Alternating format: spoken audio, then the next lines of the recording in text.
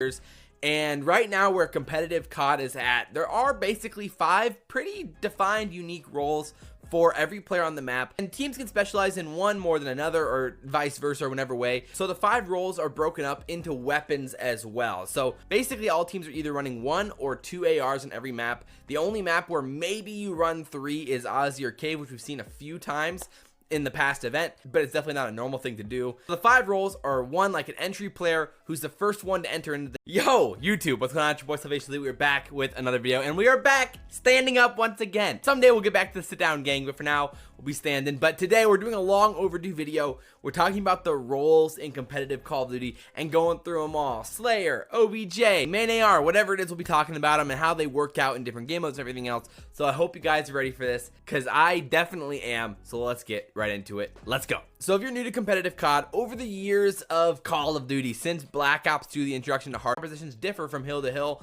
So the main AR is a complex yet simple role because you have to know the spots, but you're not moving that much. You're playing to get to power positions and control areas of the map. Generally, it's to get map control and to help the rest of your team with their lines of sight. So on certain maps, maybe like Cave, where a lot of times you're playing some longer lines of sight, you might have your rotation guy have an AR, or you might have your OBJ guy have an AR, depending on the map. Hackney is another map where you can run like a second AR and use him as your OBJ towards bombs. So that's much different. But when it comes to respawn modes like Dom, or like in past games, Control, CTF, whatever it is, they're definitely different than like Hardpoint. So in Dom, you still got your definite OBJ player, and you've definitely got your main AR. The difference with the main AR is in Dom, it can be a lot slower. I mean, the 2 different roles that a main AR can play is like overlooking the B Dom site, or controlling the spawns and sitting in a spot that gives you the biggest line of sight to watch the flank and control middle map. That's depending on the map. A lot of problems, just as having too much of a role can cause problems as well. So for example, like FaZe, they're a pretty easy one to break out because they have their roles pretty well defined, although they did recently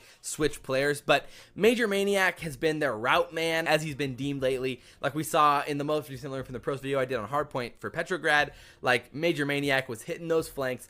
Envoy is kind of the route man for the Huntsman. He loves hitting those flanks, playing annoying. And Dom, he's the menace. Then you've got Celium as the secure those flags, but then oftentimes the OBJ player will play closer to the flag after they cap it, as the support will help to push out. He's really classified as like a support Slayer or like an OBJ support type player. There's not a great name for him in Dom because it doesnn't play out as well, but most people would refer to him as a Slayer or an OBJ support. Then your final player is kind of like the wild card. He truly is the Slayer in Dom, and he's oftentimes the most annoying player on the maps. He'll be hitting the flanks, he'll be neutralizing the C flag or the A